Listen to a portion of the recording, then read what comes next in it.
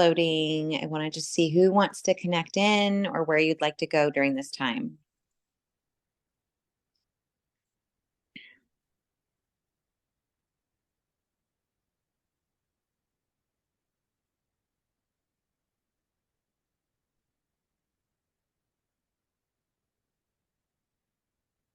I feel like there's people in the middle of a war around me, but I'm just sitting in the middle of all of it, calm and peaceful. Are you an observer of that time, or are you actually living a lifetime during that time? I don't think it's a lifetime. I think they're more showing me the symbolism of how to stay calm in chaos. Okay. All I think right. that's So, what they really want to talk about today. okay. So who wants to talk today? Who's coming in? The Arcturians. Well, welcome, my friends. Thank you for coming in and giving us these messages. Is there anything you want to start off by saying?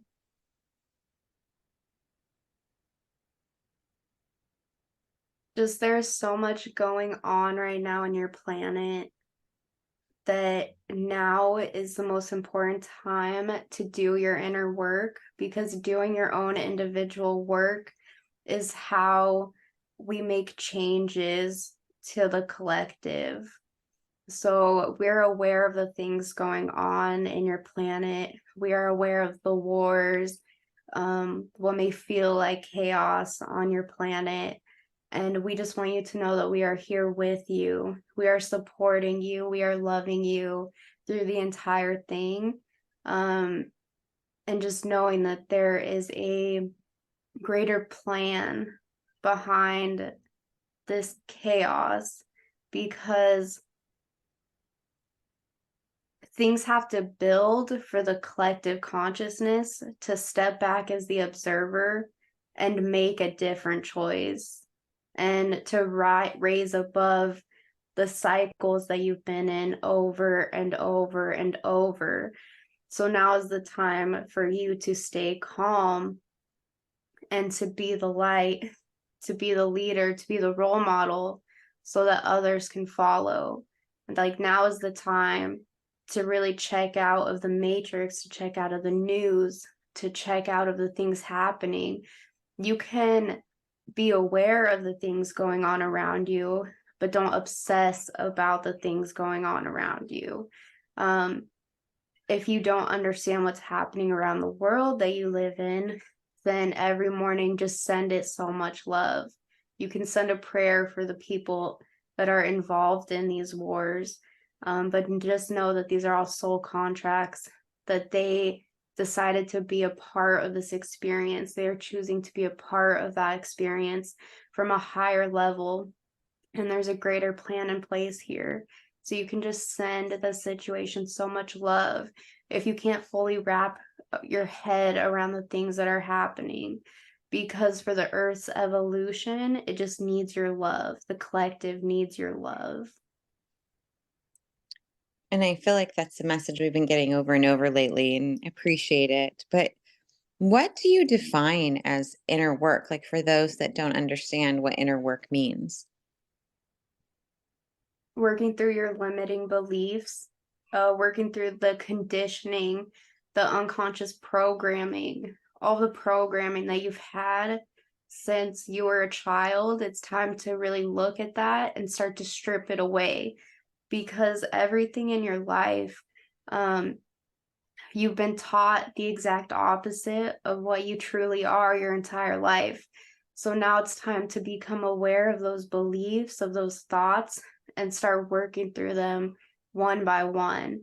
Um, the other day, Ceirra had a thought of, oh my gosh, it's like this world has been stuck in opposite day.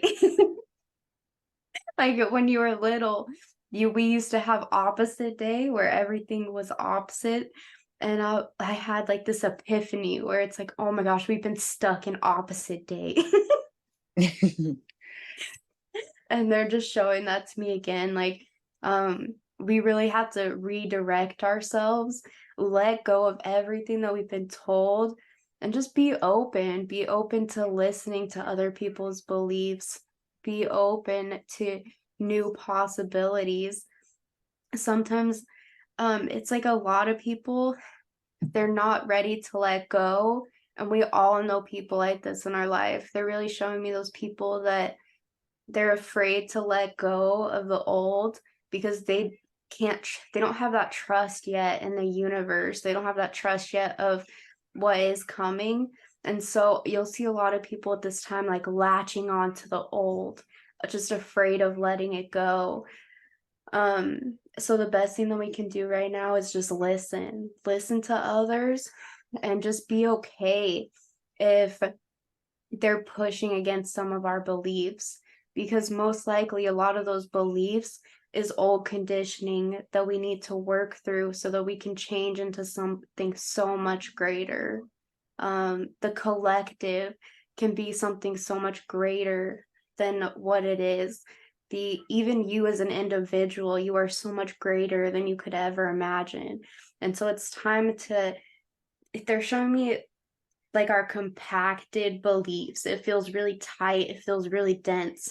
It's time to open up those beliefs and just slowly work with them and let that density out. Just really start playing with our beliefs. We don't have to be attached to these beliefs because they're just limiting who we are as a human being. Now, my friend and I were actually talking about this, I think it was yesterday, about nature versus nurture, and about how I felt like we were all brought in with programming to come back to nature, to come back to your sovereign soul. Um, why is inner work so important for the collective if there's no judgment of where people are? Like, we're always told in messages, it's okay what you're, if you do a certain situation, because the higher collectives don't have judgment, they have just neutral observation. So why is it so important for us to do our inner work right now? Like, if there's no judgment about where we are, then why do we keep on getting the messages over and over to do inner work?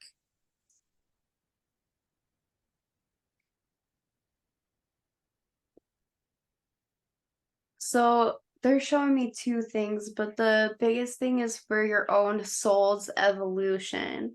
Um, it's to bring yourself back to truth, to who you really are. So you have to start doing your inner work. You don't have to, but once you start doing your inner work, you realize that everything you ever wanted has been inside of you all along. That we have to change our within before we can change our without.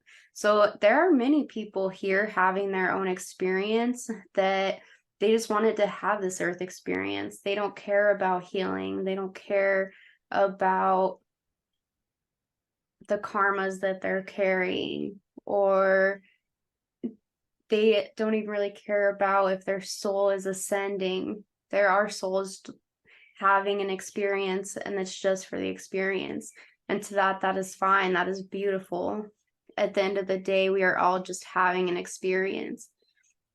But it's also a, it's almost like an innate need of a soul to want to ascend, because when we ascend, we have greater experiences and we come back to a place of love. So it's like ascension is helping us. It's almost like ascension is helping us experience higher vibrations of love in different ways. That's the way that they're showing it to me. What's so important about this time right now that we're in, or this cycle, if you will, that I feel like we're really being pushed and asked by the collectives to do this inner work?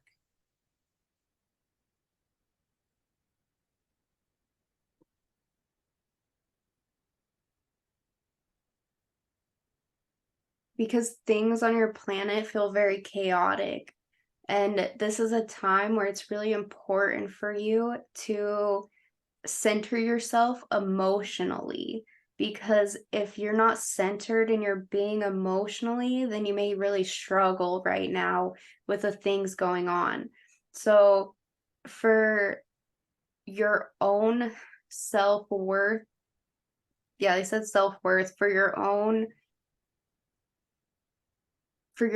well-being and for your own balance going through this time, it's really important to start working and understanding your emotions, because a lot of these things are going to start happening where you need to be aware of the emotions that are coming up for you and how to work with them.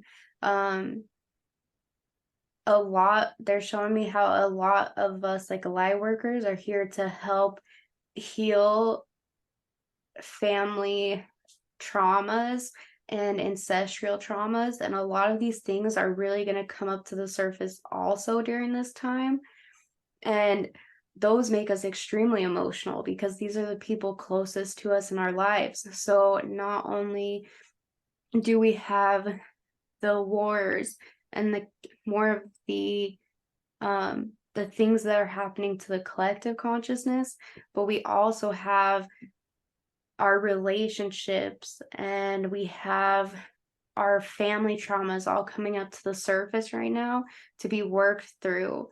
And so if we don't have a clear head and a clear heart during this time, then it's going to just pull us in every single different direction. And if we didn't come in and honor our contracts to heal the family trauma, wouldn't they just send in another generation to come in and heal the family trauma? Or like, why is that so important? I think I have an understanding of this, but I'm asking the questions because I feel like listeners and stuff going through this stuff want to really understand a deeper layer of these, why we're here. Yeah, so they're saying that when it comes from the viewpoint of you personally having to heal these traumas, there's not even really anything that you have to do as a light worker, because it's almost like just you coming into this life and making different decisions than the rest of your family members. That is healing. Like by you doing your inner work, you're healing and you're clearing all of that karma and all of that density um, within your family just by making different choices. So there's not actually anything that you have to physically do to heal this. You just have to go within. And by going within and healing, you're automatically healing your family. So I know that, like, I've heard this a lot of people, like, you can go in and do a clearing and you feel like something's resolved and you feel like you cut the cords. And then later on, something triggers you and it comes up again. Why, when you cut the cords, does something still kind of sometimes show itself to you over and over? So a lot of these things are held within layers of our psyche. So if we cut the cords, it's almost like we cut cords energetically, but it's almost kind of like a trick that we make. Like it's almost like our mind needs to vision it actually being cut um, to help release it. But since our mind is so powerful, we sometimes we get drawn back to that experience. Or if it's something was like very traumatic or there was a lot of emotion that was a part of it, these things come back over and over to be worked through. But the more that we work through it, the less of an emotional response we'll give it. And then also the eventually it will turn into wisdom. But there's just a lot of things that have happened that have been very emotional to a lot of people. And that's why you can't just get rid of it immediately if it was a severe trauma, usually. Do So before you awaken and you start to become consciously aware of your decisions so much, I think the programming, we are somewhat before that on autopilot, where our subconscious is doing most of the engaging in life. Do we accrue or is it much accountable for all that karma that we accrue when we are subconsciously being a human more than when we're conscious? Does that make sense? Like, I feel like when you kind of don't know what you're doing and you're just operating off of programming, do you accrue as much karma points, I guess, if you will, if there's a point system, versus if you're consciously awakened and then you do the same thing? Is it the same? It is different in the sense that you don't have an awareness that you are allowing these things to take a vibrational hold over you. So you're not aware that these lessons like keep coming up for you over and over again. When you're aware of these things, then you can work through them a much faster rate, and they don't affect you nearly as much as someone that is not awakened. Okay, that makes sense. Um, Before I was awakened, I mean, I had a lot of behaviors and programmings that were not something that I would choose now that I'm consciously aware. And I was wondering the other day if the reason Ceirra and I are doing these YouTube sessions online was a way to create some dharma to pay back for what, I guess, the debt to society. Is that something that even exists? Like, is that something why we're so called to do these, or why are we called to be doing these YouTube sessions for free?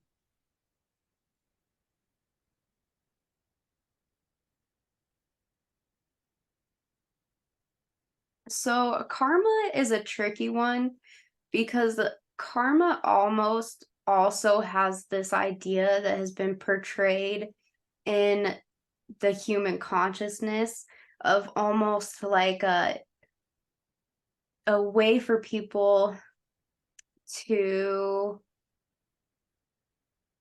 as a way for people to like think that they have to right their wrongs. Almost as like people are afraid of karma.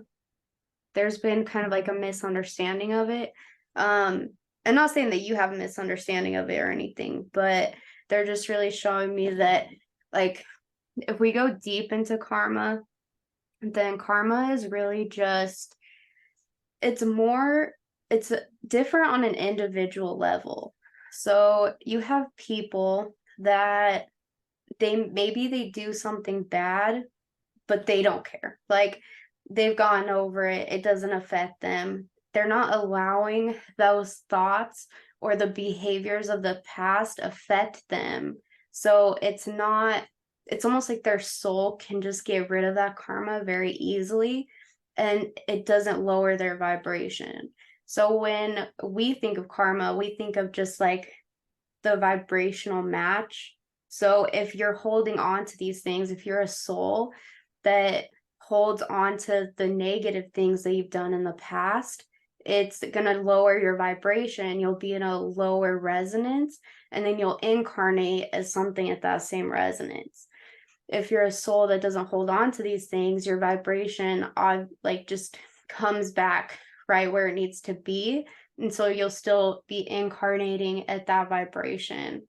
They're showing me that in the Bible, that's why they say to repent, to forgive yourself, because repent and forgiveness is the fastest way to bring your vibration back up by forgiving yourself for what you did.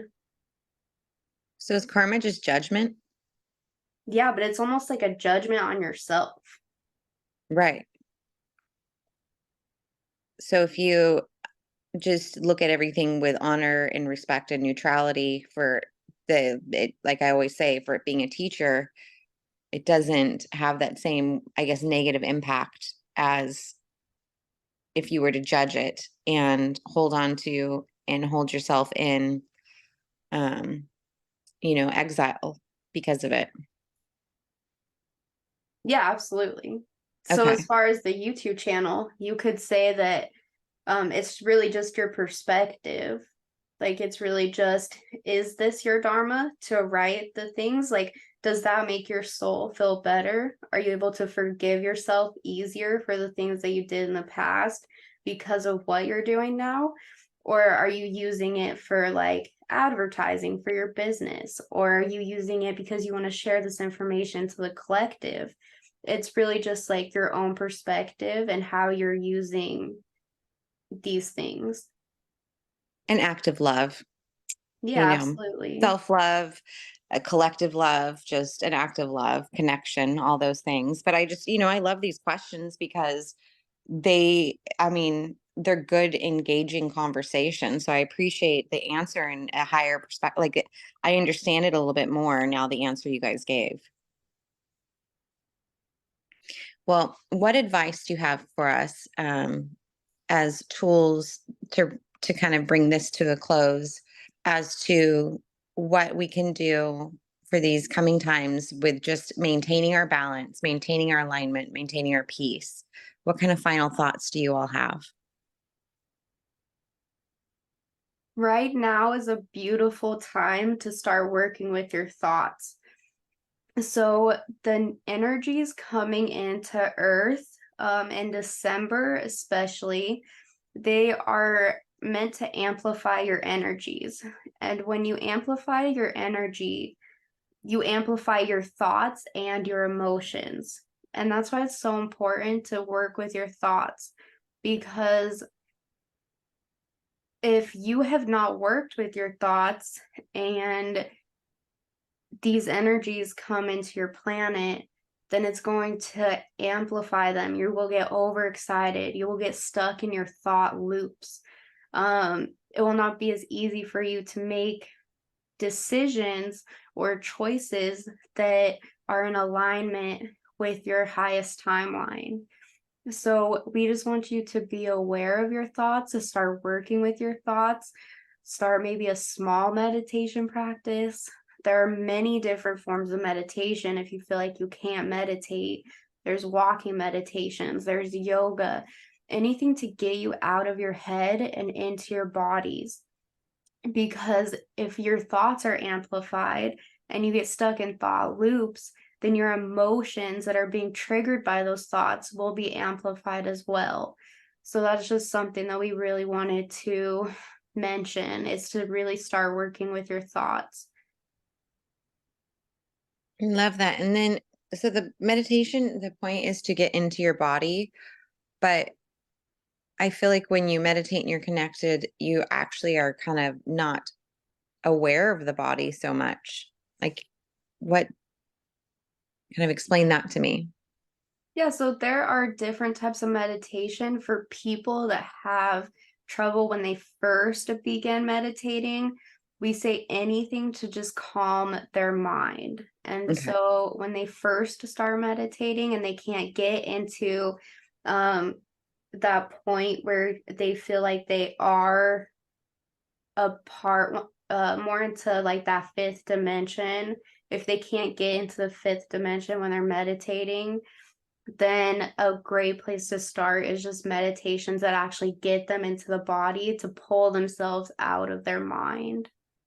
Okay. And That makes then they can start like practicing more of just like mindfulness meditations, or more of where they are just trying to hold their mind still. But a lot of people, if they try to like start with just holding their mind still for like 15 minutes, it will drive them crazy and they'll just give up. And we don't want people to give up. We want people to know that it's hard because you have been conditioned for so long to be in your analytical minds, but just know the other side is so beautiful, that you are taming a wild horse that has been let loose for years and years, and it's going to be hard, but stay with it because the other side is so beautiful. It is. It is. If you ever can tap into that fifth dimensional energy, it is. beautiful. So encourage everyone to work on their inner work and to find their center, find their balance, and tap into that beautiful high frequency energy. Well, our beautiful Arcturian collective, we appreciate you guys. We appreciate Ceirra channeling the information, and we love you guys so much. Thank you.